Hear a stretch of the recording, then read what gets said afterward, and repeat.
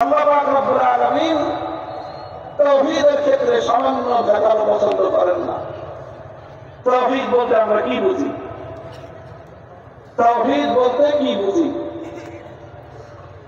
দেখেন, তাওহীদের আলোচনা কোরআনে পাকের মধ্যে যত জায়গায় আছে,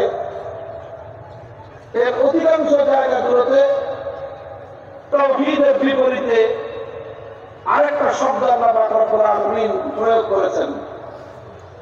আল্লাহর একত্ববাদ আলোচনায় তাওহীদের বিপরীত যে মেরুটা, সেটাকেও আল্লাহ উল্লেখ করেছেন।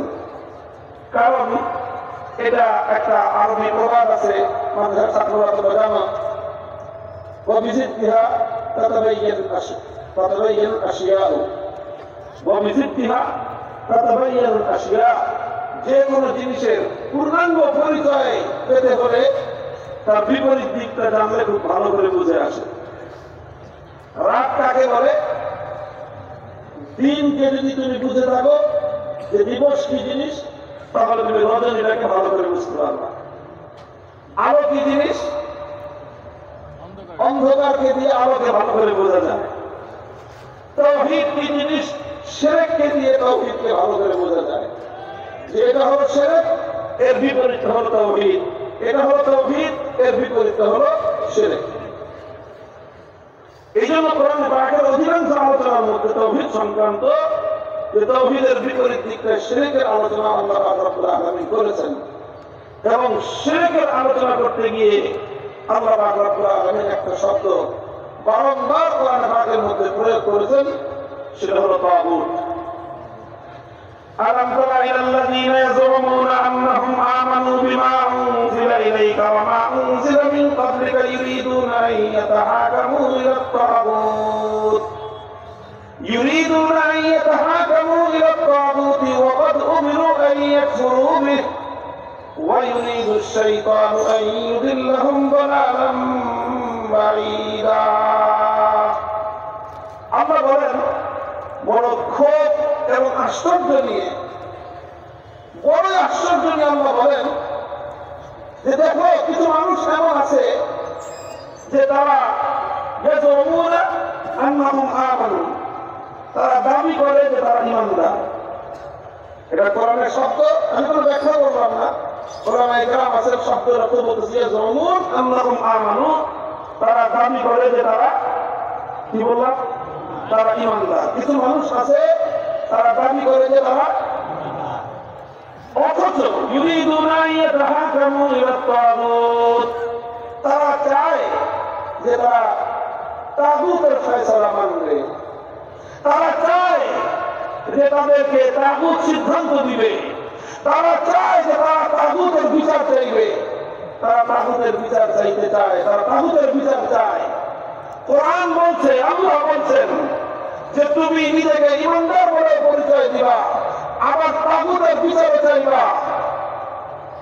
রাত এবং দিন যেমন একত্রিত হতে পারে না, আলো এবং অন্ধকার যেমন একসঙ্গে জমা হতে পারে না, আসমান আর জমিন যেরকম একত্রিত হতে পারে না, আল্লাহর উপর ঈমান এবং তাগুতের উপর বিশ্বাস একত্রিত হতে পারে না।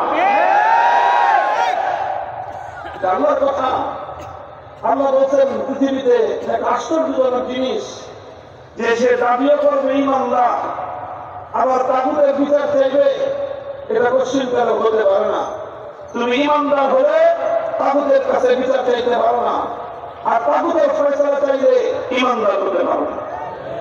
কথা পরিষ্কার, কোরআন পরিষ্কার পরিষ্কার বলে দিয়েছে, قد تبين الرشد من الغي فمن يكفر بالطاغوت ويؤمن بالله فقد استمسك بالعروة الوثقى। আল্লাহ বলছেন, قد تبين الرشد من الغي, কোনটা সঠিক পথ আর কোনটা ভুল পথ স্পষ্ট হয়ে গিয়েছে দিবালোকের মতো।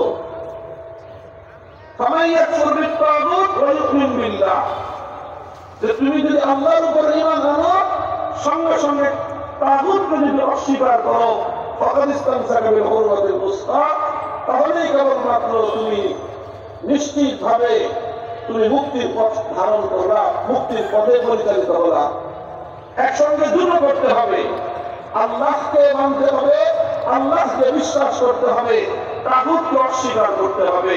দুটো একসাথে হলে তাহলেই কেবলমাত্র ফাকাদিস্তাম সাকা, ওই অবস্থাতেই কেবলমাত্র তুমি সঠিক পথে থাকবা। আর তুমি আল্লাহকেও মানবা, তাগুতকেও মানবা, আল্লাহকেও রাজি করবা, শয়তানকেও বেজার করবা না।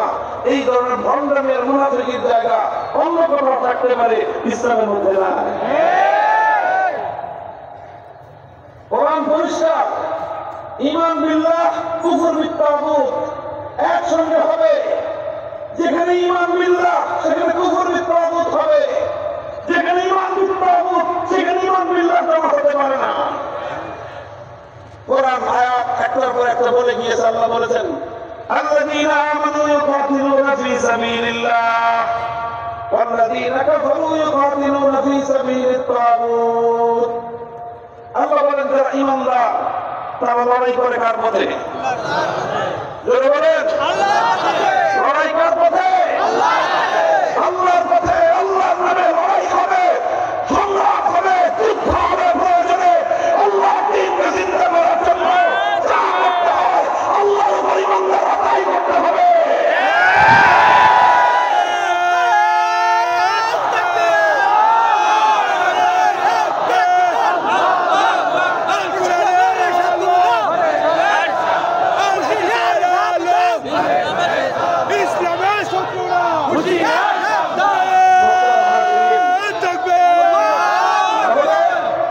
যারা ঈমানদার তারা লড়াই করে কার পথে? আল্লাহর পথে। ওয়াল্লাযীনা কাফারু ইউকাতিলুনা ফী সাবিলিত-তাগুত, যারা বেঈমান তারা লড়াই করে তাগুতের পথে। আপনি কি যদি তাওহীদ বুঝতে হয়, এই তাগুত এটাকে বুঝতে হবে। কোরআন পাকের মধ্যে অসংখ্য জায়গায় তাগুত শব্দের প্রয়োগ রয়েছে। তাগুত কাকে বলা